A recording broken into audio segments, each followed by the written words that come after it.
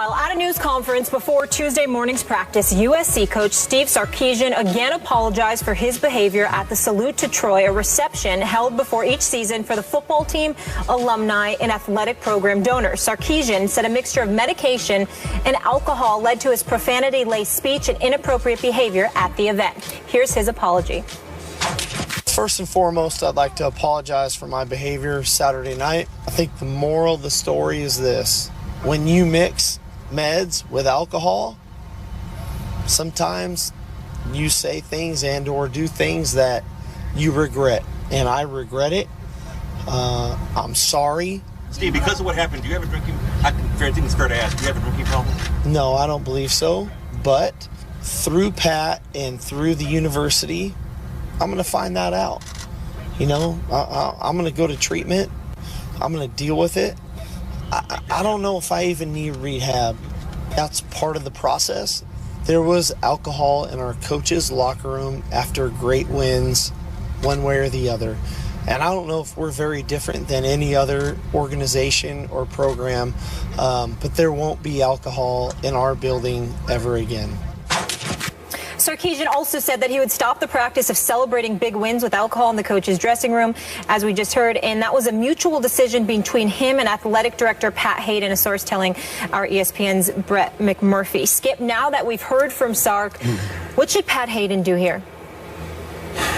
Stephen A., I'm going to go a little deeper here, so bear with me. I think Pat Haden has a much deeper decision to make, because the larger issue here, the more I hear, see, feel about this story, isn't whether his head football coach needs to be punished. The larger issue for Pat Haden now is, does his head football coach need help? Again, I'm speaking from the experience. Forgive me for bringing this up again, but I grew up as the oldest kid in a household with two alcoholic parents. My mom finally nearly killed herself in a car wreck, went to AA and saved herself, and still goes to her meetings every Monday night without fail because she says she couldn't miss her meeting as a recovering alcoholic. My father went to rehab repeatedly, and I went to repeated counseling sessions with him and the rest of the family, and he failed and drank himself to death. Now, I'm going deep here, and I don't know enough of the facts, but I've heard the question asked enough times of Sarkisian, does he have a drinking problem? He says, I don't know. So he says, I'm going to get treatment. I don't know what treatment means, but I don't need rehab. Remember, Johnny Manziel needed rehab. Johnny had to give up, swallow his pride, and go away for, I'm not sure how long it was, 6 weeks, 8 weeks, to get right. And God bless him. We're all proud of him. He's doing pretty well. So far, so good. Some people, as you know, Stephen A., can get drunk and repent the next morning after they work through their hangover and say, you know what, I'm not going to do that anymore. And they can just go cold turkey, and maybe they go a whole year before they get drunk again. Some people just can't handle their alcohol. There have been reported incidents involving Sarkisian in the past where you start to wonder, does he have a problem? And I think Pat Haden, as his friend, he's a close friend of Sark's as well as his boss, is going to have to make one of those tough love calls here. Does his coach need more than a visit to the psychiatrist? Does he need more evaluation than that? Does he have a problem? Because it often requires tough love, you know, some sort of, it requires family members or close friends to stage what they call an intervention to say, hey, you need help. And that would have to come from Pat. Obviously, as we keep putting in the context, they have a loaded football team, ranked 8th in this latest, what was it, the AP poll? Mm-hmm. Yeah. So they're 8th in the country. Most people think they're going to win the conference going away. Could they compete for a national championship? Is his job maybe kind of on the line, or some of the USC faithful starting to wonder about him? All I know was that was such an embarrassment for the university because that was such a key moment in the season. And remember, he's going to have to speak to Trojan clubs around the Southland where you are right now, the Los Angeles area. Every week he probably is scheduled to speak to another Trojan club. So they're going to have to either get him right, get him help. Something's going to have to change other than just our off the top of the head reaction the other day of, oh, suspend him for the first game. Well, to recovering alcoholics, that could be offensive because it may run deeper than just that. Your thoughts?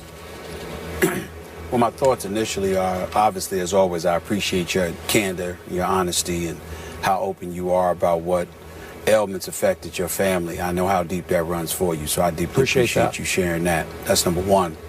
Number two, I believe that Steve Sarkisian, I believe his contrition was genuine. I think that he was sincere. I think that his apology was legit. I think he meant it. I do believe that he's sincerely ashamed of his actions, particularly how it reflects on Pat Haden and the USC Trojans program. I think all of those things are true. Yet it doesn't change my position one bit. I think he should have been suspended immediately. I think the suspension should be a minimum of 2 games. I do not believe he should be fired at all, but I do think a suspension is warranted. And to be quite honest with you, my primary reason is because it's bigger than him. That's why. I like Steve Sarkisian. I met him, I interviewed him. Seems to be a really good guy.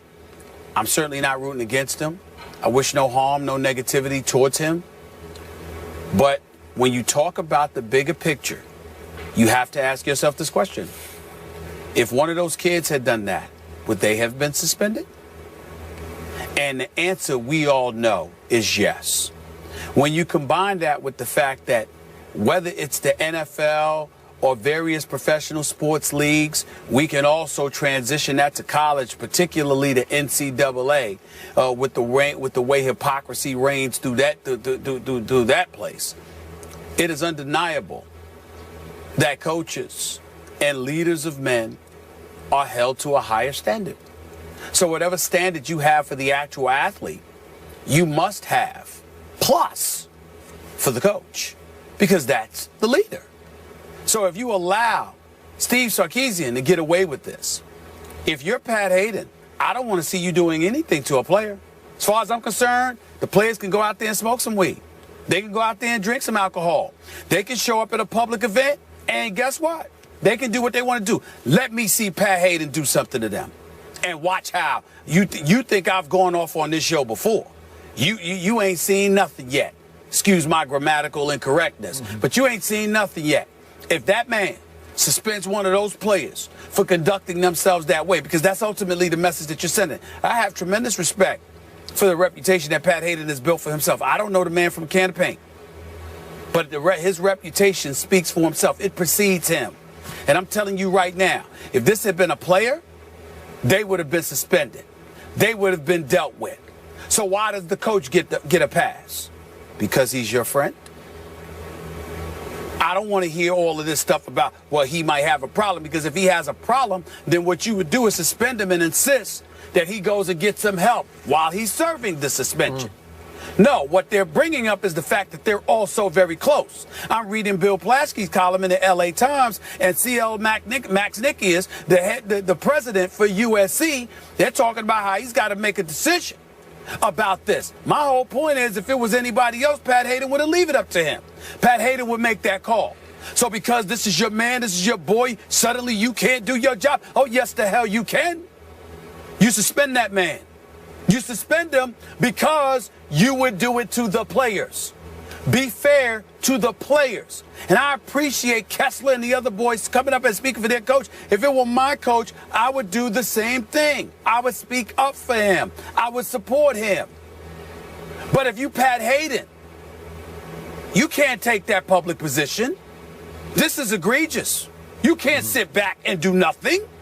What kind of a message are you sending? You know good and well if this were a player, you would suspend him. So if you would do it to the player, you must do it to the coach. He's the leader of the players. It's that simple. I'm not wishing anything on Steve Sarkisian. I will root for USC. I will hope that they have a great season. I want him to come back and do a great job if he were to get suspended. And I'm not saying that he should get suspended because he's some bad guy or whatever, or his life is rife with irresponsible behavior. That's not what I'm saying. This was a very public display of undisciplined, reckless behavior, and dare I say, irresponsible insubordination. It is undeniable. And if that is the case, he must be suspended, or USC players, you now have the right to go and drink and show up at public events for the team, for the university with impunity. You have nothing to worry about. Go ahead, because guess what? Your head coach can do it. Yeah. Your head coach can do it. So why can't you? And to your last point, I found the concept laughable that Sarkisian would say, I'm going to let the players discipline me the way I would discipline them. So he let Cody Kessel, the quarterback, and some of the team leaders say, oh, you got to do those up downs, or you got to run sprints or whatever. Give me a break. You are the authority figure on the team. You can't let the players treat you the way you would treat the players, because you've lost all respect from the players then. I'll take it a step further. I didn't think it was laughable. It ticked me off. And the reason why it ticked me off is because, excuse me, that's a lie. You know good and well, if a player showed up to, salute to Troy and everything that was going on, and they showed up like that, you would have suspended them. Right. You know you would have. There's no way that you would show up at an event for USC in public like that as a player, inebriated, slurred speech, all rocking back and forth, and looking just completely lost. There is no way that a player would show up in public like that representing USC, and Steve Sarkisian would not have suspended him. Yeah. That's my point. That was a lie. Yeah. That's why I don't find it laughable, because it was a lie. Well, you wouldn't just have them running sprints and up and downs and all of this stuff. You would have suspended them. You can't treat this kind of punishment the way you would being late for a meeting or dropping too many passes in practice or whatever it might be. This is so far beyond that. All I'm saying is you would have done it to the players. You can't give the coach a pass when you know you would not have given the players a pass. Pat Haden shouldn't leave this up to the president. Yeah. You're the damn athletic director. You're the boss for a reason. Do your job. All right, we'll leave it there. So we both agree a suspension is needed in this case. Obviously, they're on the brink of greatness again. They're number 8, becoming that powerhouse that SC is. Hopefully, they can get that all straightened out. We move on to a player who's 1 year removed from the college game. That's Odell Beckham Jr., who showed out last season, and now defenders are showing up.